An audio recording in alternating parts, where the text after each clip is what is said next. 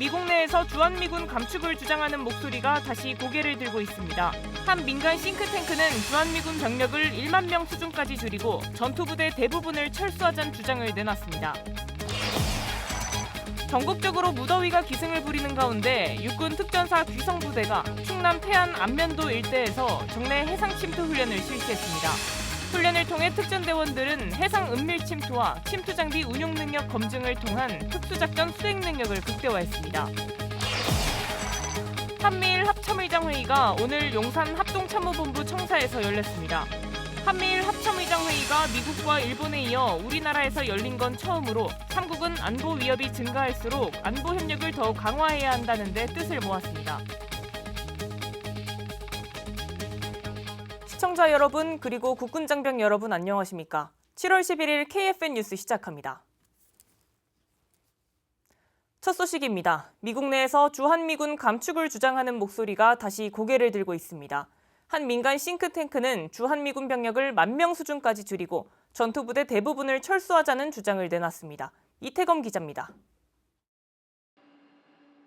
워싱턴 소재 민간 연구기관 국방우선순위가 최근 발표한 보고서에서 현재 약 2만 8,500명 수준인 주한미군을 1만 명으로 감축해야 한다고 밝혔습니다.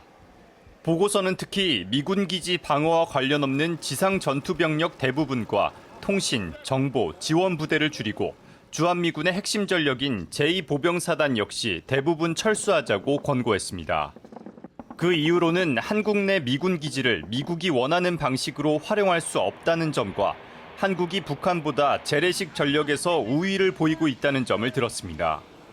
또한 중국의 대만 침공 시나리오와 연계해 한반도 병력 운용의 한계를 지적하며 미군 기지를 지원 역할 중심으로 재편해야 한다고 주장했습니다.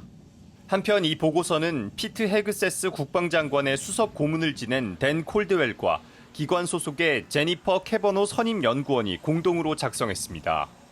공동 저자인 캐버노 연구원은 미국 내 대외 개입을 줄이려는 기류 속에서 4년 안에 주한미군 감축은 현실이 될 수 있다고 전망했습니다. KFN 뉴스 이태검입니다. 이재명 대통령이 어제 오후 대통령실에서 취임 후 첫 국가안전보장회의 전체 회의를 주재했습니다.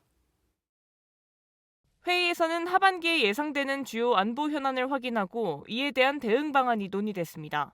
이 대통령은 안보가 흔들리면 경제도 무너지고 우리의 일상도 안전할 수 없다며 국민의 삶을 안전하게 지켜내도록 지혜를 모아달라고 언급했습니다.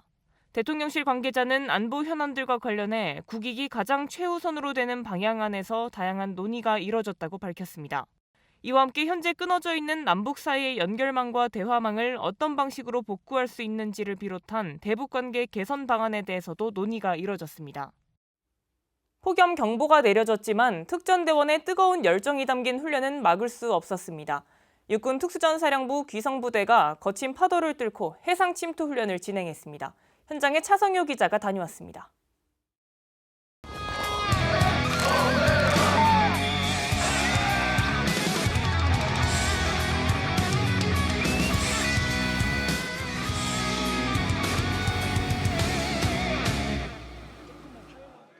이글거리는 태양 아래 몰아치는 파도 속에서 우렁찬 군가가 울려 퍼집니다.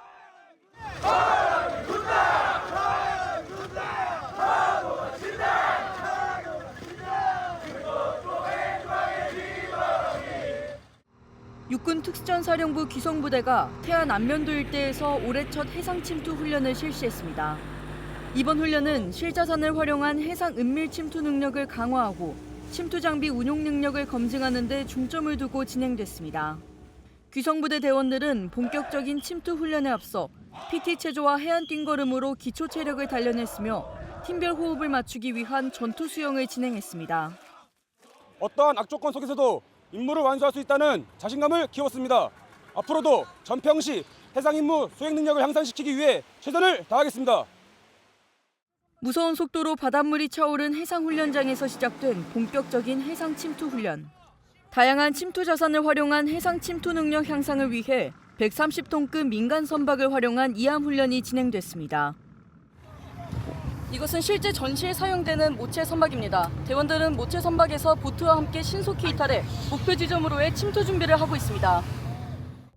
선발대인 해상초크조 요원들이 해안의 위험 요소를 제거하자 대원들은 저고속 침투로 근접 해안까지 접근하고 이후 페달링으로 은밀 침투를 진행하며 완벽한 침투 작전을 선보였습니다. 해상 침투 능력을 한층 강화할 수 있었습니다. 유사시 국가급 전략 신속 대응 부대로서 변함없이 군 본연의 임무 완수에 매진하겠습니다. 뜨거운 여름 햇볕보다 더 뜨거운 열정으로 훈련에 임한 기성부대. 부대원들은 본인이 흘리는 땀방울이 국민을 지키는 밑거름이 된다는 생각으로 전투기술 속달에 더욱 매진할 방침입니다. 대체불가 특전사 화이팅! 화이팅! 화이팅! KFN 뉴스 차성입니다. 한미일 합참의장 회의가 오늘 우리나라에서 개최됐습니다. 영내 안보 위협이 증가할수록 3국이 안보 협력을 더욱 강화해야 한다는 데 뜻을 같이 했습니다. 보도에 송민아 기자입니다. 올해 한미일 합참의장 회의 트라이차드가 미국과 일본에 이어 우리나라에서 처음으로 개최됐습니다. 지난 2023년 캠프 데이비드 한미일 정상회의를 통해 구축된 3국의 안보 협력을 토대로 발전한 이번 회의에는 김명수 합참의장과 댄 케인 미 합참의장, 요시다 요시히데 일본 통합막료장이 참석했습니다. 김 의장은 이번 회의가 3국을 순환해 우리나라에서 개최된 것은 한미일 안보 협력이 안정적으로 정착되고 있음을 인태지역과 전 세계에 잘 보여주는 것이라고 평가했습니다. 그러면서 북한의 위협과 영내 안보 도전에 대한 3국의 대응이 중요하다고 강조했습니다.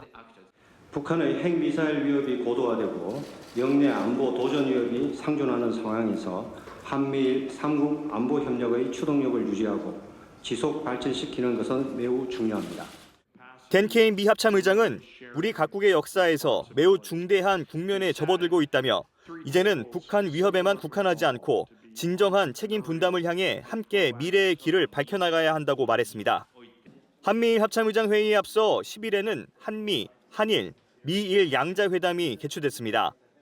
한미회담에선 북한군 동향을 포함한 영내 안보 환경을 평가하고 한미동맹 강화 방안 등을 논의했습니다.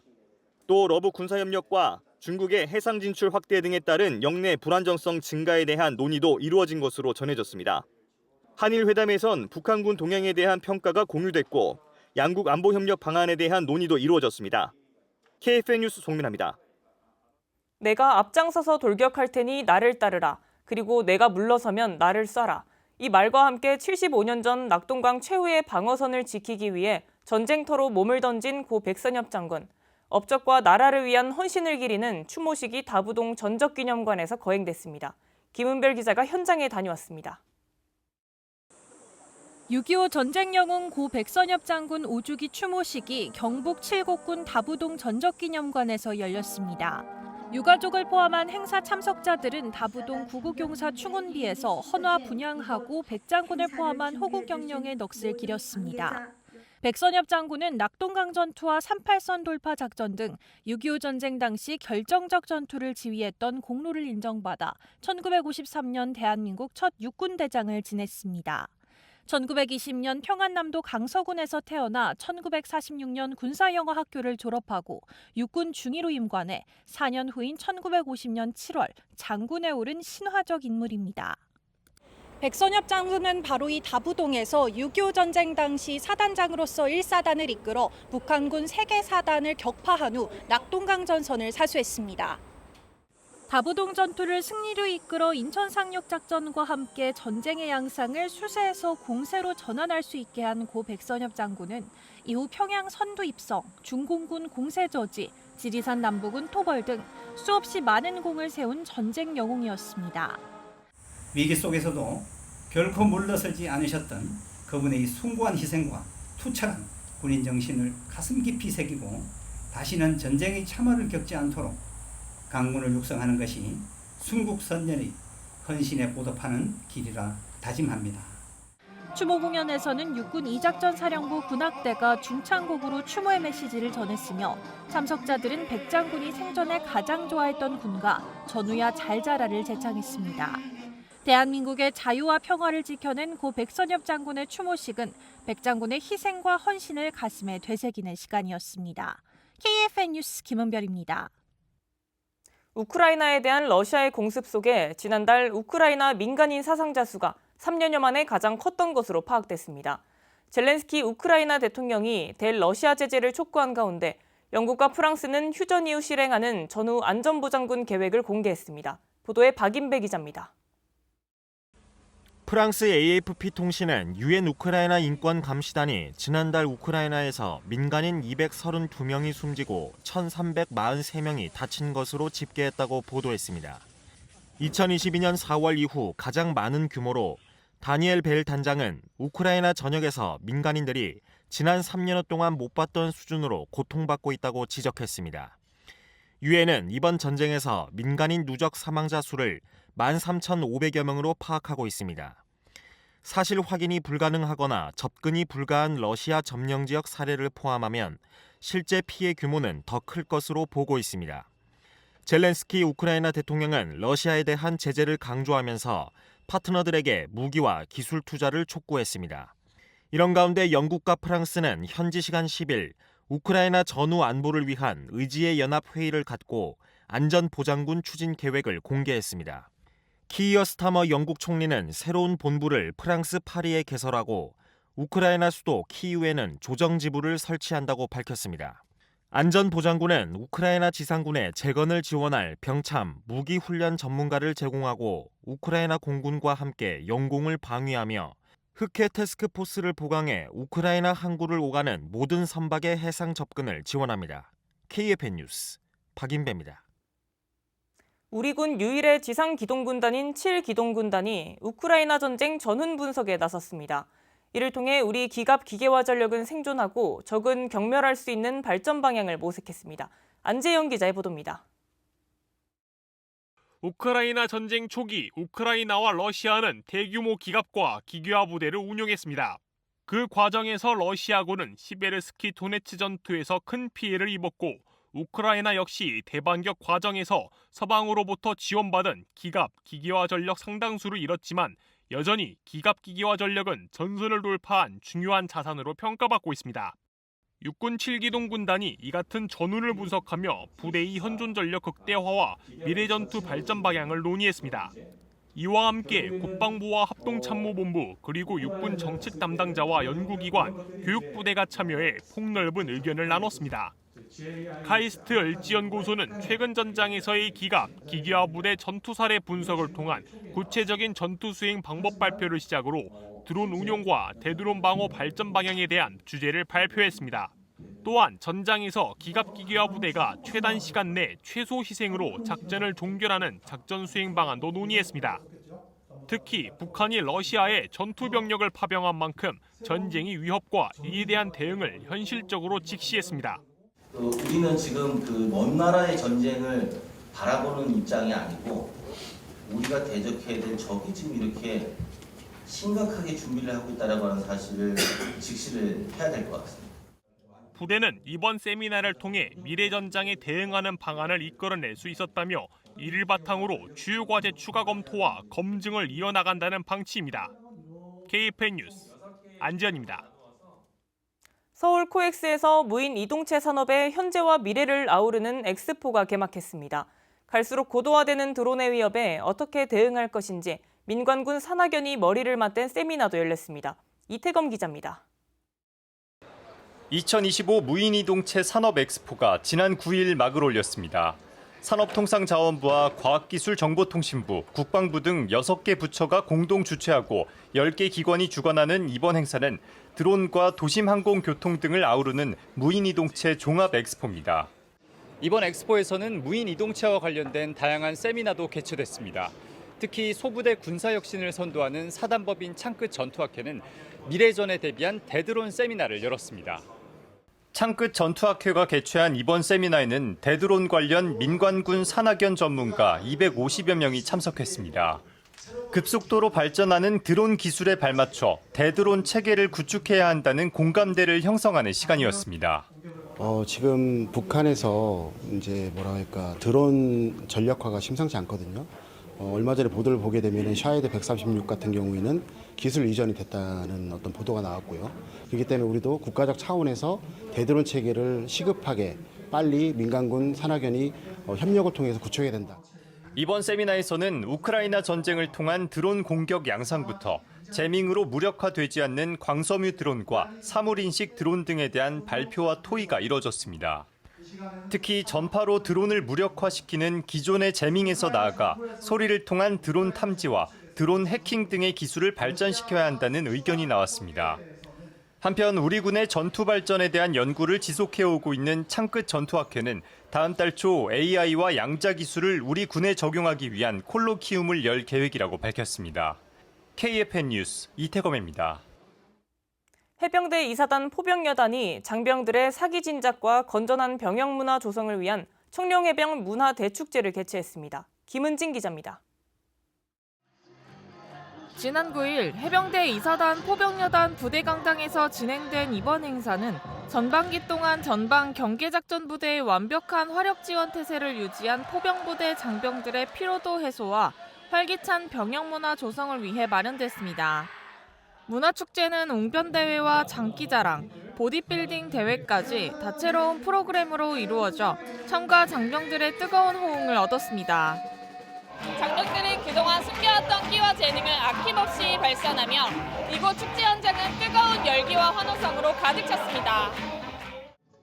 해병대의 강인한 패기와 열정이 어우러진 무대는 모든 장병들의 무더위와 스트레스를 날리는 소중한 시간이 됐습니다.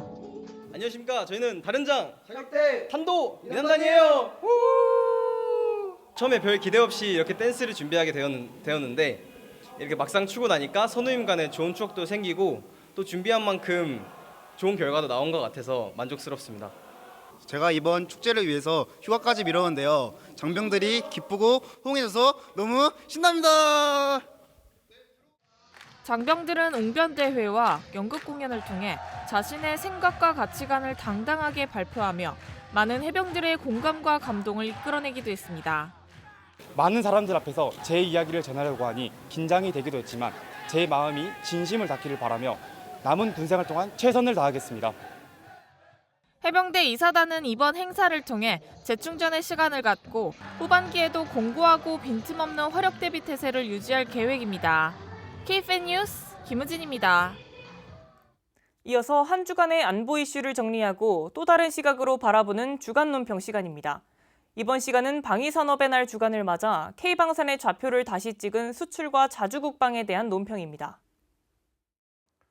이번 주는 7월 8일 방위산업의 날이 포함돼 관련 뉴스가 많았습니다. 1592년 이날 충무공이 거북선을 첫 출전시켰다는군요. 국산 무기의 대명사인 명품 K2 전차의 제작 현장을 소개했는데요. 러시아 우크라이나 전쟁의 전개 과정에서 탱크가 공격면에서 드론에 밀린다라는 의견이 나오기도 했지만 저지선 돌파와 거점 확보, 방어선 유지에는 여전히 필수적입니다. 동유럽 폴란드와 8조 8천억 원 규모의 K2 전차 2차 수출 계약을 확정했군요. 1970년대부터 자주국방을 갖추기 위해 기동력, 화력, 방호력 등 전 분야에서 지속해서 기술 업그레이드를 시켜온 결과입니다. 0.01이면 머리카락 하나 한 올 차이거든요. 그게 우리 품질을 만드는 거고. 활강포의 정밀도를 강조하는 실무자의 생생한 목소리 속에 K2 전차 개발 현장에 집념이 담겨 있습니다. K2 전차는 과거 방위산업 불모지였던 대한민국이 자력으로 개발해낸 결정체입니다. 빠르게 기동하는 드론이 목표에 정확히 수류탄을 떨어뜨립니다. 육군 36 보병사단이 10일 국방부와 함께 드론 분야 사업에 대해 정책적으로 검토하는 자리를 가졌습니다. 현대사이버전의 총화, 드론의 공격과 방어 체계를 높이는 육군의 노력도 진행 중이군요. 상당수를 차지하는 중국제 드론의 결함을 보완한 자체 개발 드론들을 선보였습니다. 자폭 드론, 수소 드론 등입니다. 주파수 교란 장치와 안티 드론 등은 이미 전력화됐다죠. 함정의 마지막 방어선으로 부르는 근접 방어무기 체계가 양산 단계에 들어갔다는 뉴스도 보도됐습니다. 수면 위로 낮게 기동하는 대한미사일을 격추하는 체계를 갖추는 것이어서 중요하죠. 그동안 미국과 네덜란드 제품에 의존했는데 소리 없이 추진한 국산화 노력이 결실을 보게 된 겁니다. 무엇보다도 전력의 공백 기간을 없앨 수 있게 된 게 큰 소득입니다. 대통령도 첫 방위산업의 날 기념식에서 방산 강화의 의지를 밝혔군요. 방산 구조를 재래식 무기에서 최첨단 무기로 전환하고 방산 관련 부처 간 협업과 정책을 연계시키는 총괄 기능을 둬야 하며 구매국에 대한 정부 차원의 수출 금융 지원 체계도 마련해야 하겠습니다. 트럼프가 주도하는 우크라이나 러시아 휴전 협정이 지지부진해지면서 애로를 겪고 있는 우크라이나 경우에서 드러나고 있듯이 마지막까지 의존할 수 있는 건 스스로의 힘뿐이라는 인식 위에 우리 군의 국방 자주화와 방위 산업에 좌표를 둬야 하겠습니다. KFN 주간 논평이었습니다.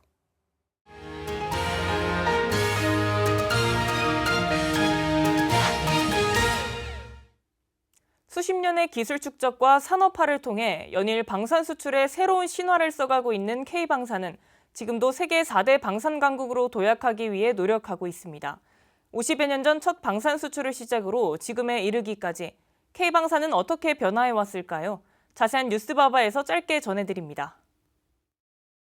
우리나라의 첫 방산 수출은 언제일까요? 무려 50여 년 전 1975년부터 시작됐다는데요. 이미 오래전부터 준비된 K방산. 지금 이 순간에도 세계 4대 방산 강국으로 도약하기 위해 새로운 역사를 써내려가고 있습니다. 2021년 72억 5천만 달러, 2022년 173억 달러, 2023년 135억 달러, 그리고 올해는 200억 달러를 향해 달려가는 대한민국의 신성장 동력, 바로 방위산업입니다. 방위산업의 중요성을 알리고 방산업계 종사자의 긍지와 자부심을 높이기 위해 신설된 방위산업의 날, 7월 8일 방위산업의 날 기념식을 시작으로 7월 13일까지 다양한 행사가 개최될 예정인데요. 방위산업 부품 소재 장비 대전, 방위산업 정책 발전 컨퍼런스, 방위산업 혁신 아이디어 공모전, 방위산업 시민 참여 페스티벌까지 다채로운 행사가 준비되어 있습니다. 방위산업의 날은 전투기 한 대 없이 6.25 전쟁을 치러야 했던 나라가 수십 년의 기술 축적과 산업화 끝에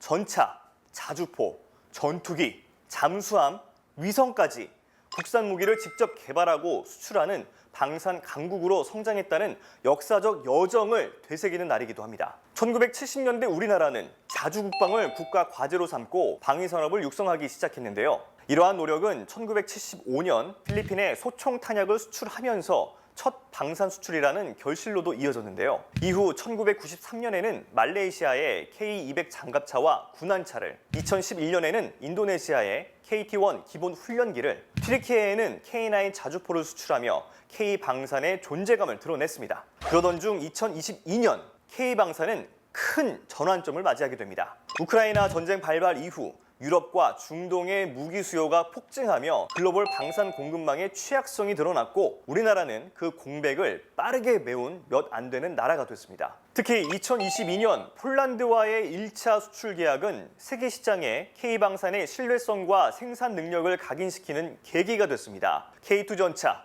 K9 자주포, FA50 등 우리나라 방산 수출 사상 최대 규모인 약 17조 원을 수주하며 세계 시장에 K방산의 위상을 높였습니다. 그 이후에도 우리나라는 뛰어난 기술력, 신속한 납기, 합리적 가격 등을 내세워 세계 방산 시장의 점유율을 확대해 나가고 있습니다. 몇몇 국가에 한정됐던 수출국도 이제는 폴란드, 루마니아와 같은 유럽은 물론 필리핀과 말레이시아, 아랍에미리트, 사우디아라비아 등 중동과 아시아 전역으로 확대되고 있습니다. 이러한 성과에 힘입어 우리나라는 세계 무기 수출 시장 점유율 2%를 차지하며 세계 10대 방산 수출국의 반열에 올랐습니다. 하지만 여기서 그칠 수 없죠. 정부에서는 방위산업을 국가대표 산업으로 육성해 글로벌 4대 방산 강국 진입을 선언하기도 했는데요. 2027년까지 K방산의 세계 무기 수출 시장 점유율을 5% 이상으로 끌어올리는 것이 목표입니다. 특히 정부는 대통령이 직접 주재하는